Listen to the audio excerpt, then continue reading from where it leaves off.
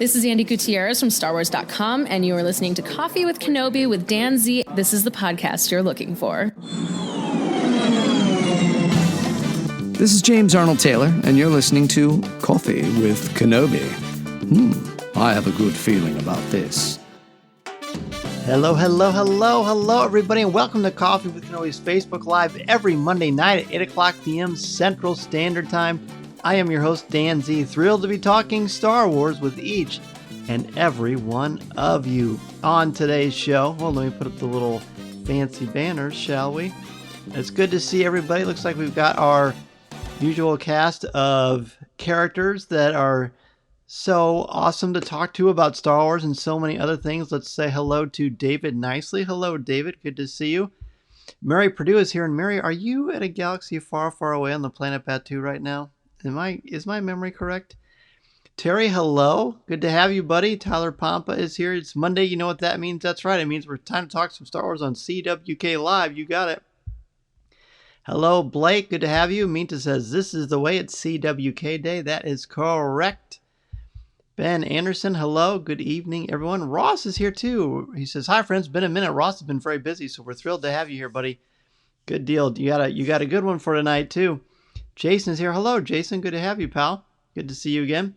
Tonight is going to be your top 5 favorite Kylo Ren moments. So that's going to be fun to chat about. Jamie is here as well. Hello, Jamie.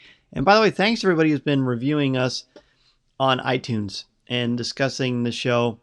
Not only our regular podcast, Coffee with Kenobi, heard every Thursday, but also talking about the fun we have on Facebook Live every Monday night here, of course, at 8 o'clock p.m. Central Standard Time. So people who are listening to the audio version on the podcast feed are writing reviews on iTunes, and that helps us a ton. The reason it helps, and I don't know if people say this ever, but the reason it helps is the more people do a review, a 5-star review, of course, helps the most, but whatever you are comfortable with is what I'm comfortable with.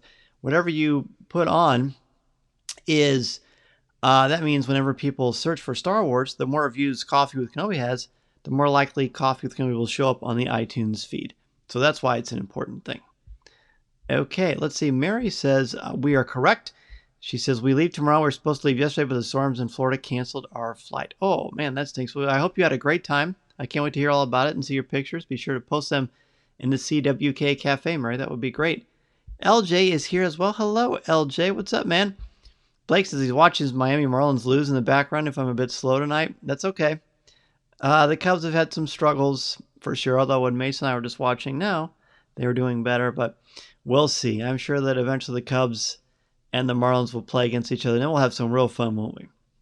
Speaking of fun, let's talk about the Hasbro Pulse announcements that came out last Friday. They had their big online event that they do. So let's look at some of the new action figures and collectibles and things. Let's get that straight. Let's talk about the new action collectibles that Hasbro has announced. We've got Aura Singh and Lando Calrissian Black Series figures. Again, these photorealistic likenesses are amazing. Hello, Brian. Good to have you, buddy.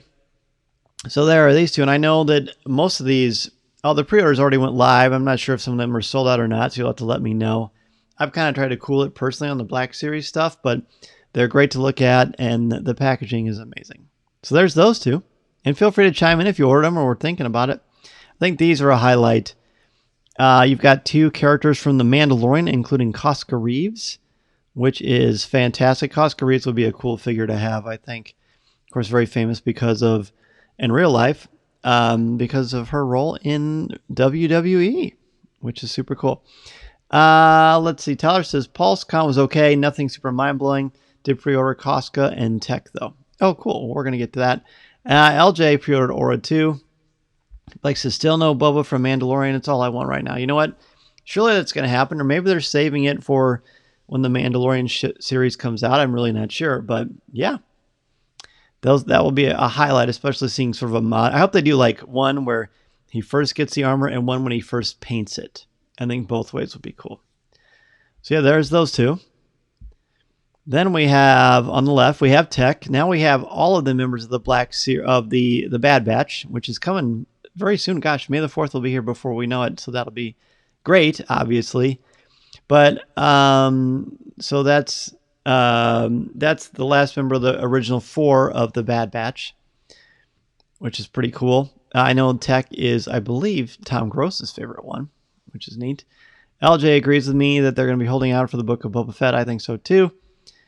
Then on the right, we've got Wedge Antilles' X-Wing fighter pilot helmet, which is very, very sharp. And these helmets, the quality on all of them is usually very, very high. All right.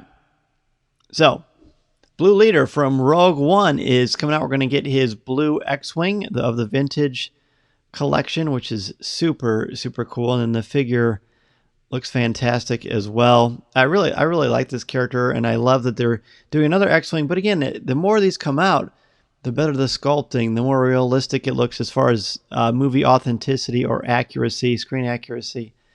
So that is great. So Jason says Tech is his favorite member. Minta says that this freeze. I hope not. Did anybody else's freeze? I think I've got everything running smoothly on my end, but if not, please let me know. It's still running on my end, so I'm optimistic that maybe we're in good shape. Okay, next, we've got some of the vintage line 3 3/4 inch figures.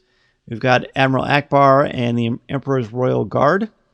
So the cool thing about the Emperor's Royal Guard is that when you take the helmet off, it's got a figure with a beard, which is very cool. And I'm not sure which character that's supposed to be. Somebody will have to enlighten me on that, but I am not sure.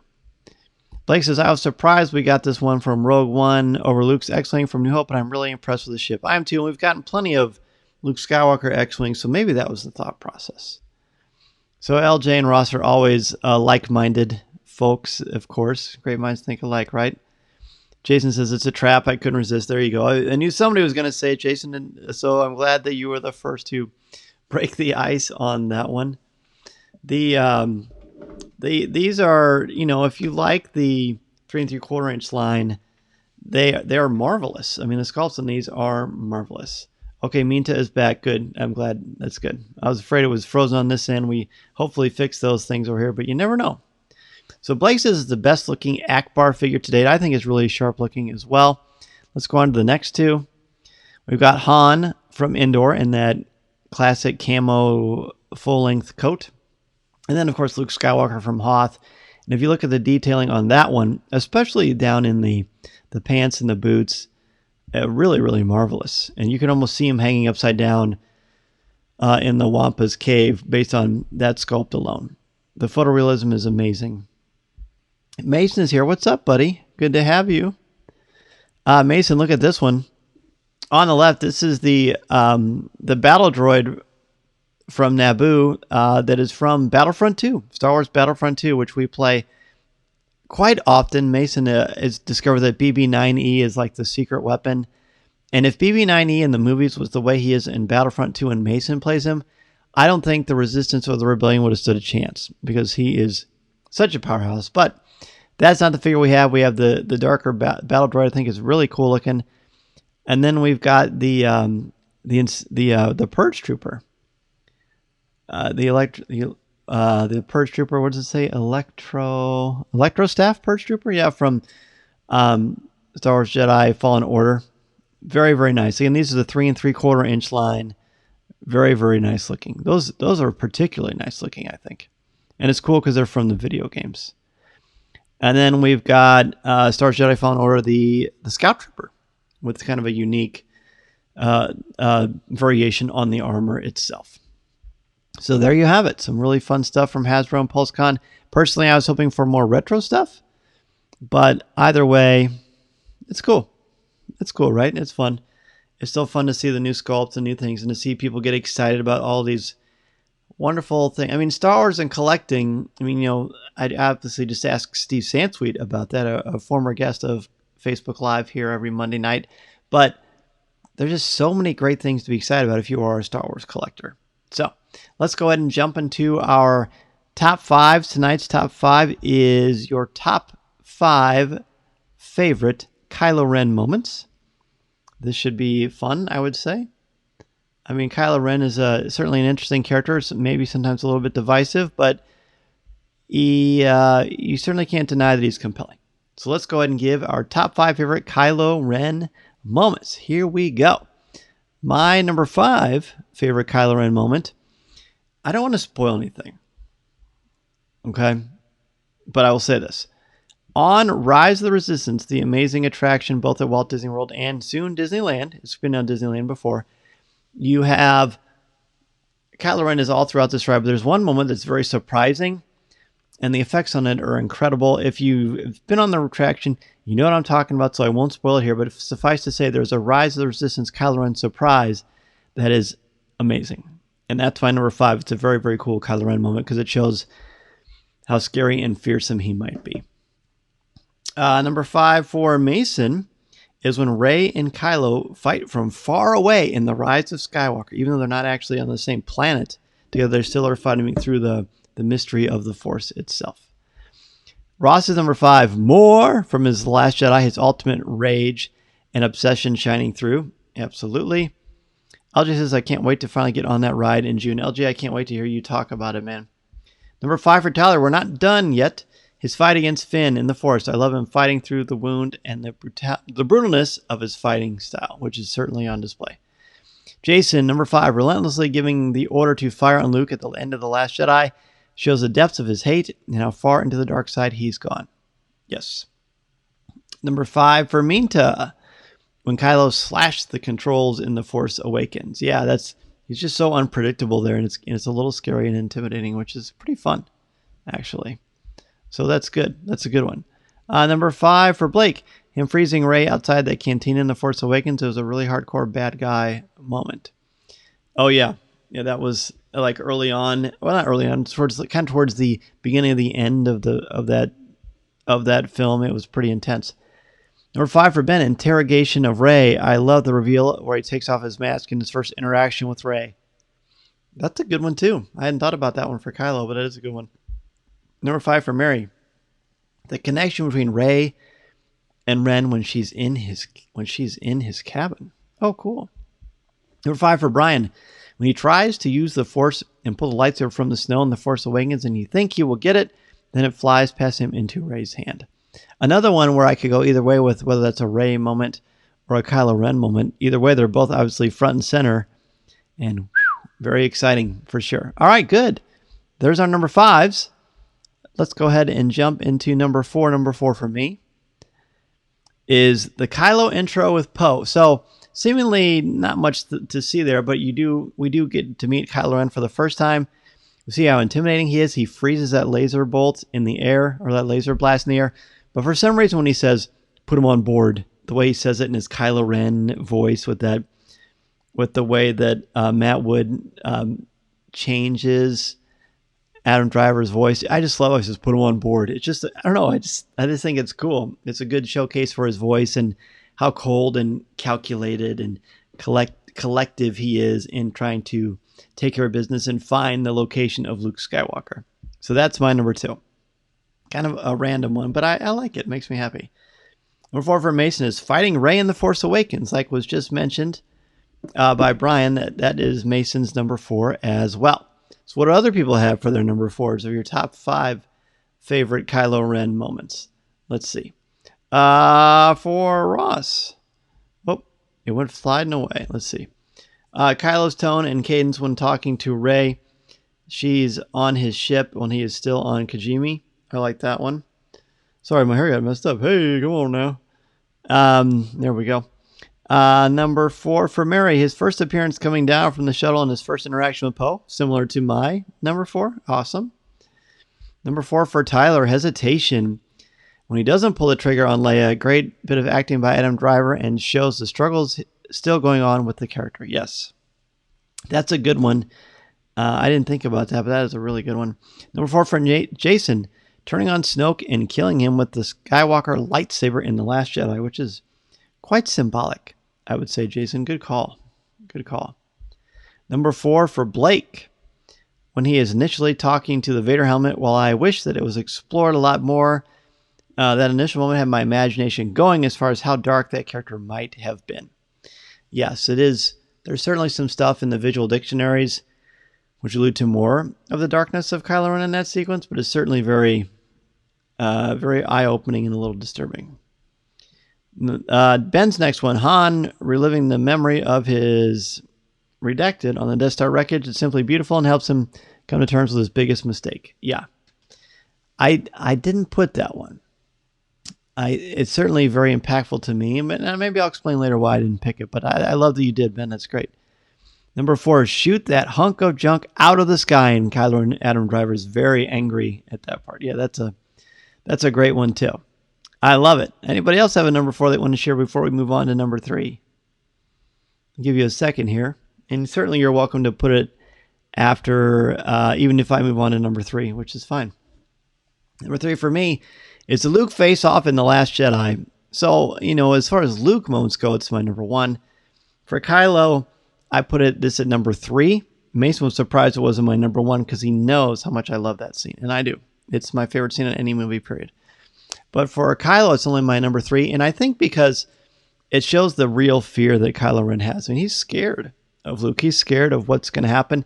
He doesn't know. He doesn't feel like the most powerful person in the room, and he's very intimidated. So that vulnerability, I think, is important to establishing that he's just not some mustache-twitching bad guy. So that's why I put that for my number 3.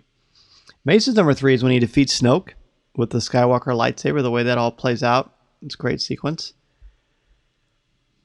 Let's see. Mary's number 3. His fight against Luke on Crate, especially when he realizes Luke isn't really there. So Mary and I had very similar 3 and 4s. How about that? Ross's number 3, punching his stomach / injury while fighting Rey in the snow, trying to kind of tough it out, so to speak. Good. Number 3 for Minto, when Rey and Kylo fought against Snoke's guards, the choreography was amazing. Boy, was it ever. You could argue that it's the best fight sequence in Star Wars. I think it is anyway. Jason's number 3, connecting with Rey through the Force and touching hands in The Last Jedi. Yeah, that's that when we didn't really know what a dyad was, but we knew there was something going on. James is number 3. Hello there. My number 3 is his first appearance in episode 7 when he beheads that guy. Sorry, I forgot his name. Oh, yeah, you mean in episode 9. Yeah. The spy. What is his name? I just did something about him recently. I know exactly. He's got the tusks. I know you're thinking, oh gosh, I can't remember his name. Somebody can help me out on that. But yes, that's good. 3 for Brian. When he freezes Poe's blaster bolt in The Force Awakens, this is the first time we see the Force used this way. That's right. Number 3 for Blake. When he hesitates to shoot on the starship his mom was on, showed a glimpse of good he had in him that felt similar to Vader in Revenge of the Jedi. Yes. Or Return of the Jedi, sorry. Revenge of the Jedi, sorry. I was having a Lucas 1982 moment, I guess. Number 3 for Tyler, the Red Room battle in The Last Jedi. Such a great choreographed sequence, and it leads into my number 2 moment. Ooh, sweet. Very good. Number 3 for Ben. Han kills Ren and the whole Rise of Kylo comic, actually. Soul writes that moment so beautifully. Also, can't believe I don't have the Luke face-off in The Last Jedi on my list. I almost put something from the Rise of Kylo Ren comic book in there, mostly when Luke is fighting those Knights of Ren and he says, "This is Jedi Master Luke Skywalker," and Ben is younger. I love that. I personally didn't put any Ben moments because to me, Kylo Ren and Ben are different. Not to the extreme that Anakin and Vader are. That's very, very different. But there is some difference there. So that's why I didn't put Ben. But I mean, I don't think you could go wrong with what you said for sure. So that's good, Ben. I love it. Good call, buddy. Good call. All right, let's jump into number 2. Number 2 of your top 5 favorite Kylo Ren moments. Number 2 for me is the Snoke defeat. The way he coolly and very calculated, the way he turns that saber and completely distracting Snoke, and then he ignites it, kills Snoke, and then the lightsaber comes across and Rey catches it, and then you realize they're going to team up. Oh, goosebumps just now thinking about that. I'll never forget when I saw that with Deanna for the first time when she looked at me and she says, "Wow, this is awesome." I was very fired up because I knew if she was hooked, everybody else in that theater was hooked. We were having the best time. It's an electric moment. It's absolutely an electric moment. Number 2 for Mason is Rey gives Ben a lightsaber from behind her back in The Rise of Skywalker. Yeah, that was cool. And he goes like that. Suddenly, Kylo / Ben has it, and he does the famous shrug. Boom. Action. Good stuff. All right, let's see what other people have for number 2. Mary cutting down Snoke and then joining with Rey to fight Snoke's guards, asking Rey to join him. Mary, R4, 3, and 2 are identical. How awesome is that? Tyler's number 2, you have no place in this story. His reveal to Rey that she comes from nothing, just pure cold-blooded from Kylo and Driver is fantastic. I really wish they had kept it that way in The Rise of Skywalker. I hear you, dude. I hear you, dude. Story for another time, but I definitely hear you. Number 2 for Ross, Kylo butchering the Al-Zamek on Mustafar to reach the Wayfinder. Yeah, I almost put that as an honorable mention because he is just mowing through everybody. He's really using that lightsaber, and the choreography is excellent too. The ferocity and the swiftness is a great combination. Number 2 for Jason, hesitating to fire on Leia's ship and sensing her through the Force shows that there's still some good and love. That's right. That's right. A lot of people mention that, and that is a good one. Number 2 for Blake, him freezing the blaster bolt in The Force Awakens. It was the first moment me and my brother, who had waited hours to be the first in theater, looked at each other geeking out. First time in years. Isn't that great? I remember that too. Because you always know there's going to be new stuff with the Force. Number 2 for Minta is Luke versus Kylo. Mentioned earlier, and because it's a great scene. Good call. James, killing Snoke in The Last Jedi. Classic moment for sure. Yep, it's going to be high in a lot of people's lists. Number 2, Ben. Kylo Ren with his father on the Starkiller base bridge. J.J. Abrams' execution of this scene is fantastic.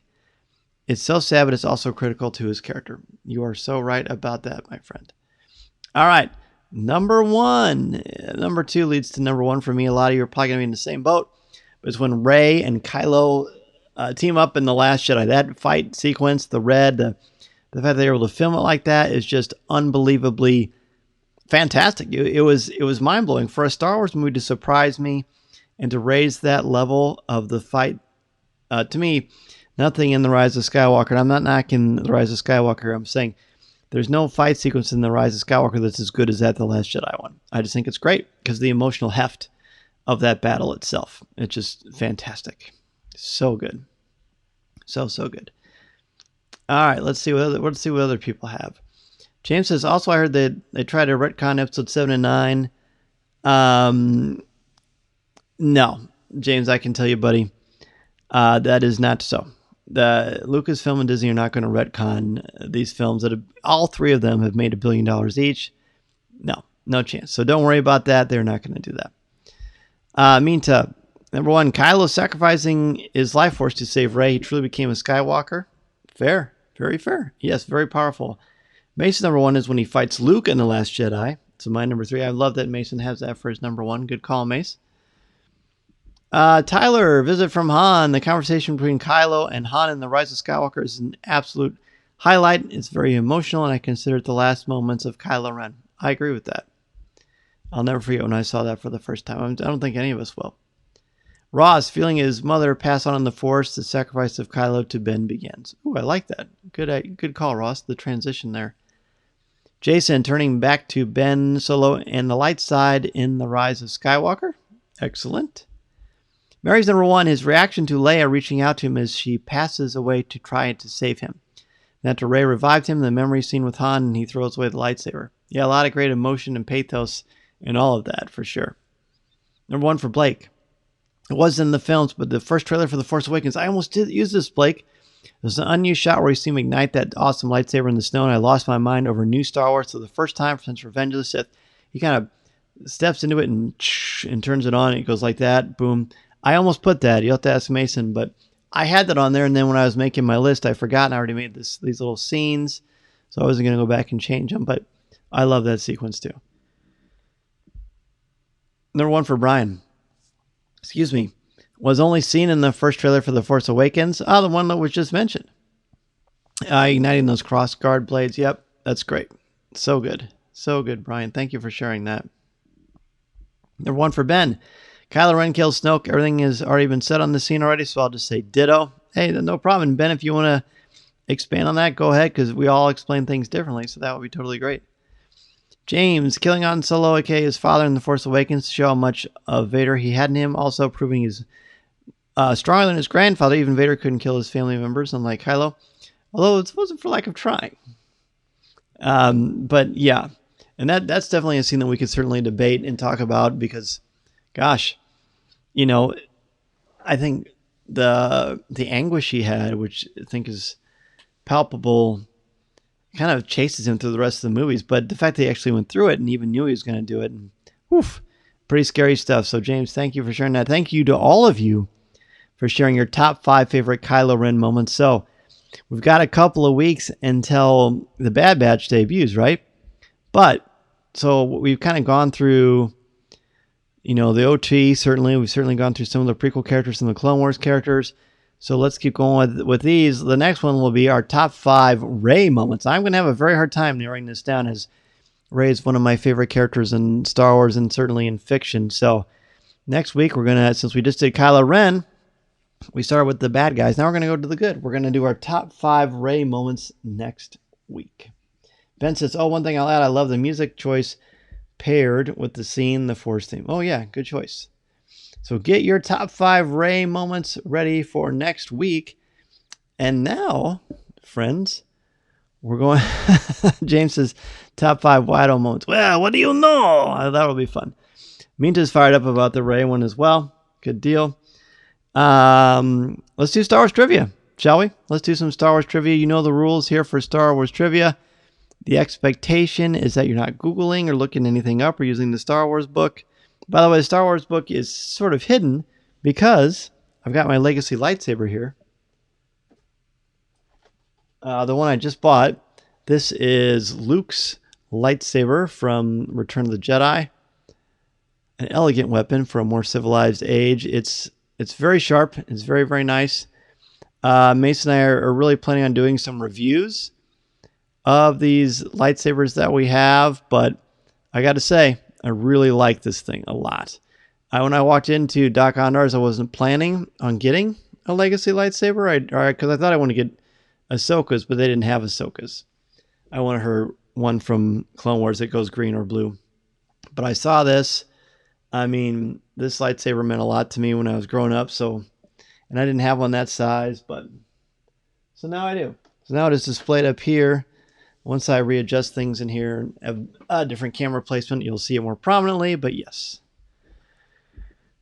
Minta digs it. Yeah, it's a good one. Tyler says, best lightsaber of all of them. I plan on getting that one next year. Awesome, dude. You'll love it. It's super cool. Mason and I have had fun with it already.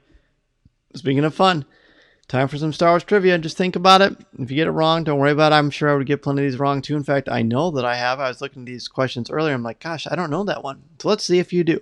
Here we go. Question number 1.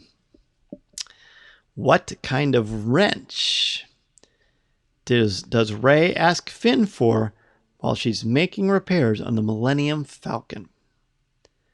What kind of wrench does Rey ask Finn for when she's making repairs on the Millennium Falcon? I would have had no idea on this. My strength is definitely OT, although, I'm pretty dangerous in all of them, but this one's tricky.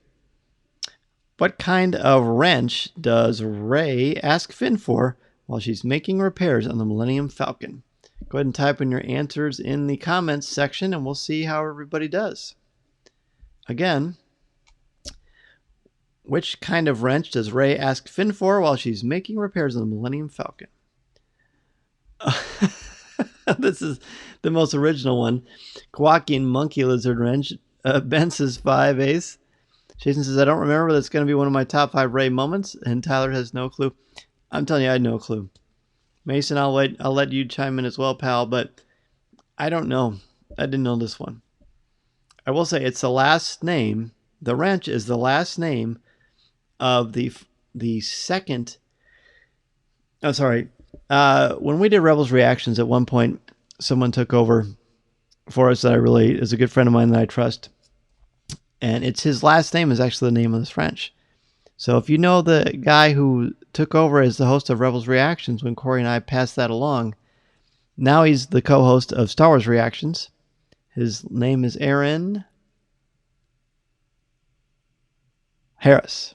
The name is Harris Wrench, and I gave you a clue because it was Aaron Harris. A random normal wrench, the one on the left, the one I am pointing to, Jar Jar Wrench. No one knew this one, but it was very clever. I liked all the answers, but the answer is a Harris wrench. Okay. Well, we start off by stumping everybody. Okay. And that, it would have stumped me as well. Okay. Which kind of man does Balatik proclaim Han Solo to be on the freighter? Which kind of man does Balatik proclaim Han Solo to be on the freighter?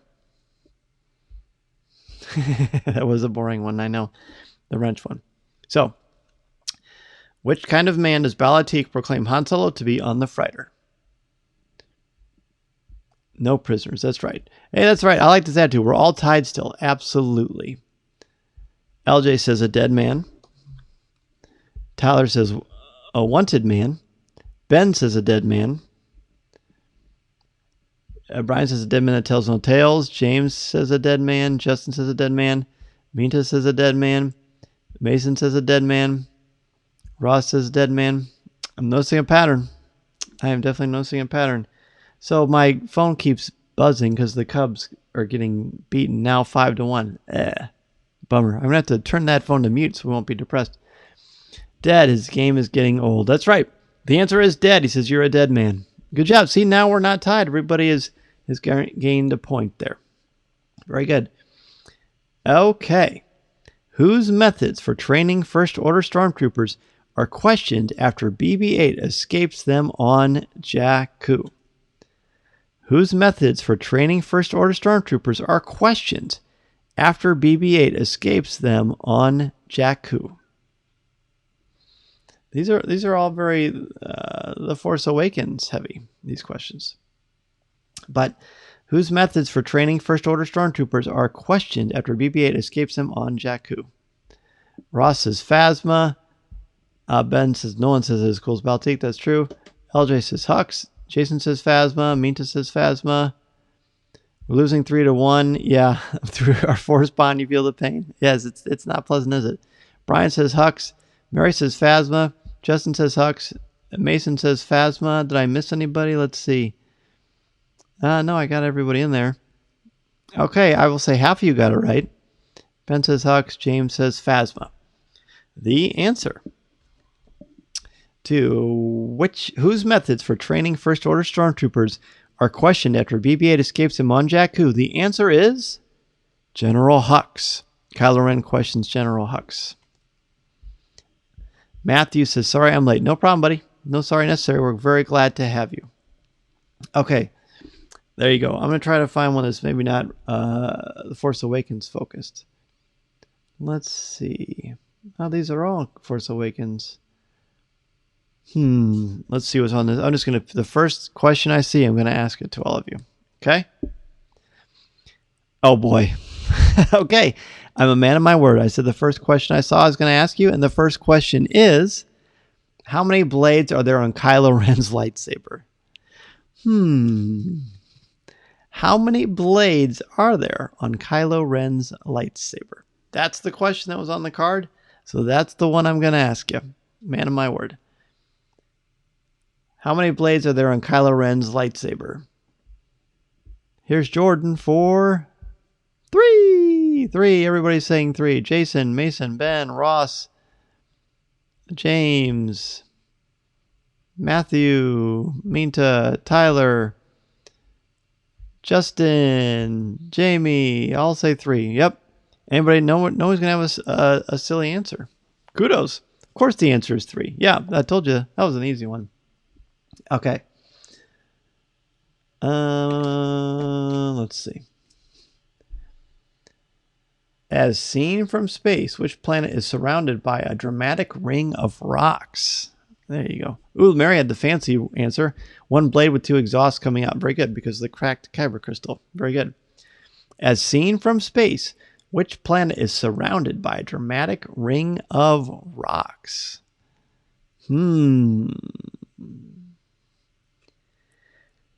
As seen from space, which planet is surrounded by a dramatic ring of rocks? James says Geonosis. Tyler says Geonosis. There's a lot of planets out there, a lot to pick from. But James and Tyler so far say Geonosis.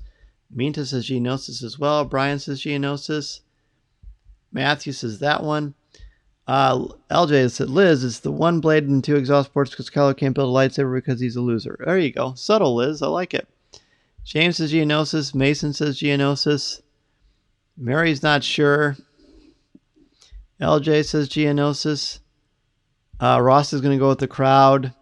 Justin also says Geonosis. And the winner is none of you. The answer is Dakar. D''QAR.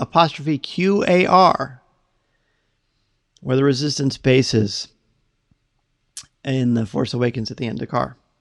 Yep, that is the planet surrounded by a dramatic ring of rocks. What are my lifelines? We're your lifelines, and none of us knew it, so we're all in trouble, I guess. Let's see. I'm going to flip this around and try to find one that is not The Force Awakens. I'm really surprised how many of these are The Force Awakens. Here we go. Here we go, friends. Right, everybody's like, what? Jason had it, but he changed it. Always go with your first instinct, pal. Yeah, I know. It was a hard one. That was a tricky one. Okay, here we go. Let's do some OT. Who is the gruesome Ewok banquet intended to honor? Who is the gruesome Ewok banquet, that's in quotes, intended to honor?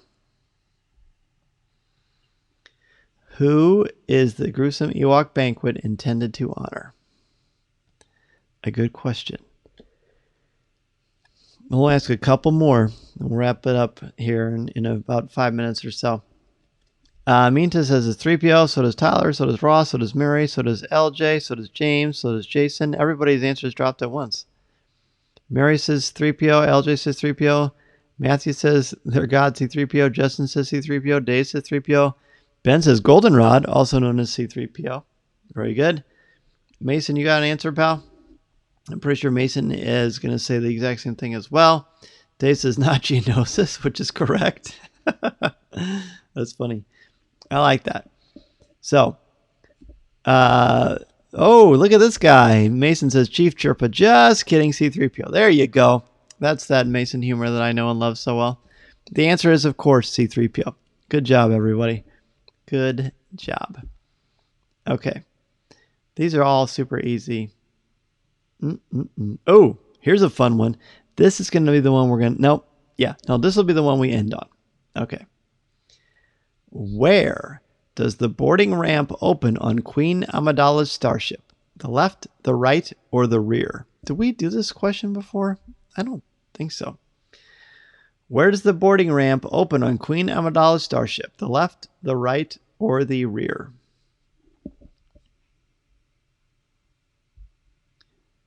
James says he's got a good question. Well, good. Save that for the end for Ask Dan Z. I would love to hear it, James. That'll be fun.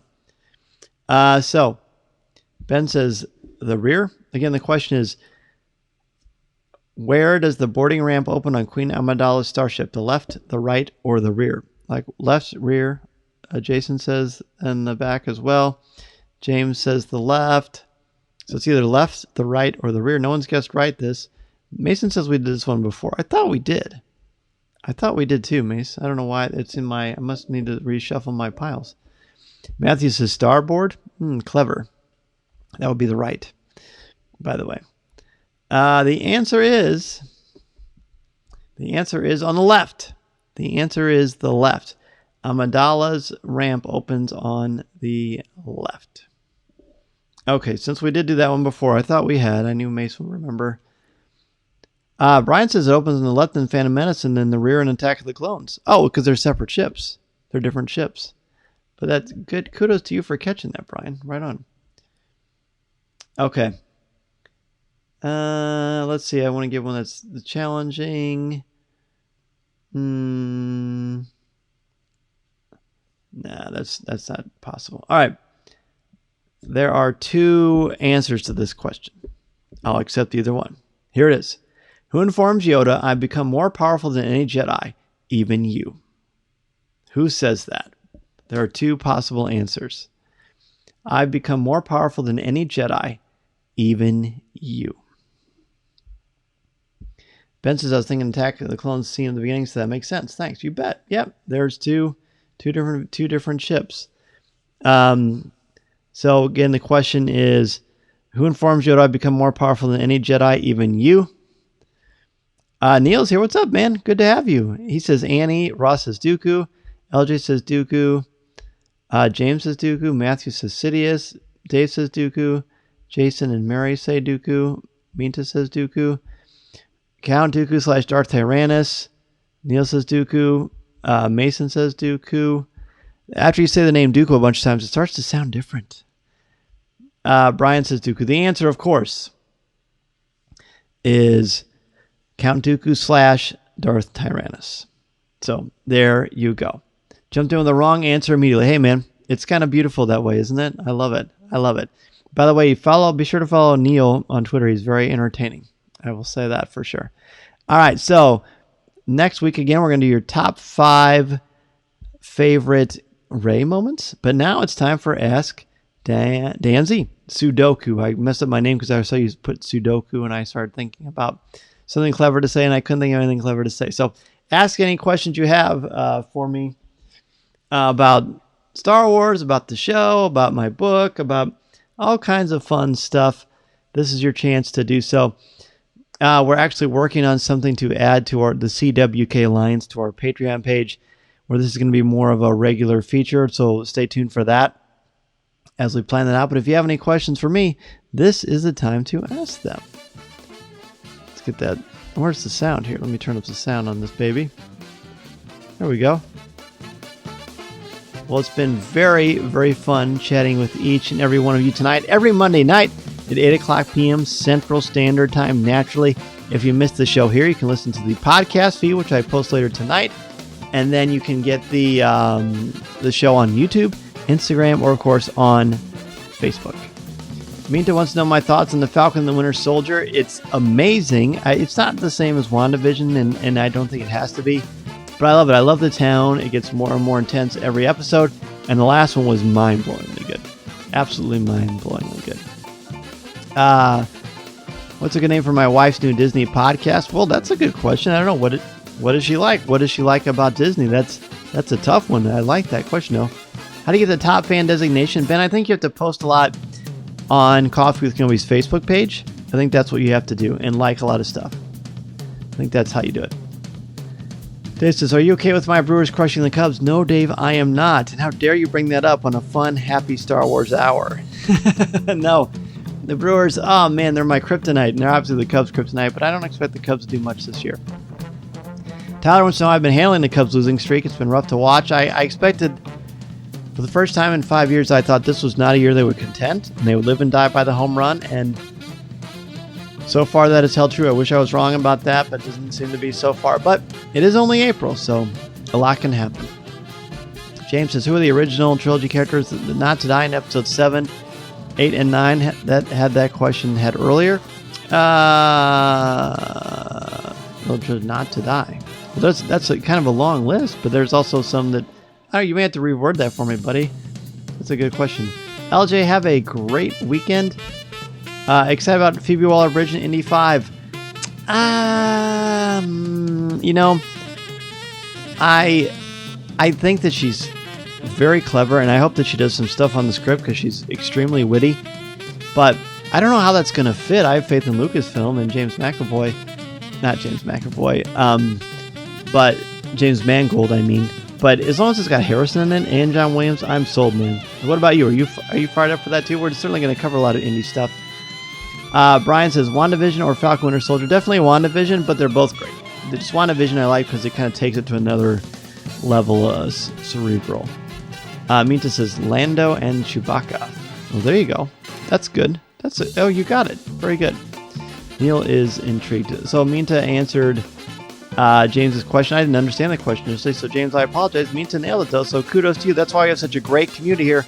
Everybody is so sharp, and again, it's so great to have you here and in the CWK Cafe where it's family-friendly and spoiler-free. Just fun talking Star Wars with happy, positive, insightful people. So thank you so much for that. Thank you so much for joining me tonight. I will see you next Monday night, and certainly this Thursday, you can listen to the show. We're going to have Kristen Baver, the author of Skywalker, a family at war. She's going to join me on Coffee with Kenobi to talk all about her book. Have a great week, and I will see you all very, very soon. Thank you so much. And again, this is the podcast you're looking for. Take care, everybody. This podcast is not endorsed by the Walt Disney Company or Lucasfilm Limited. It is intended for entertainment and informational purposes only. The official Star Wars website can be found at www.starwars.com. Star Wars, all names, sounds, and any other Star Wars related items are registered trademarks and or copyrights of Disney and their respective trademark and copyright holders. All original content of this podcast is the intellectual property of Coffee with Kenobi unless otherwise indicated. This is the podcast you're looking for. There's no one here.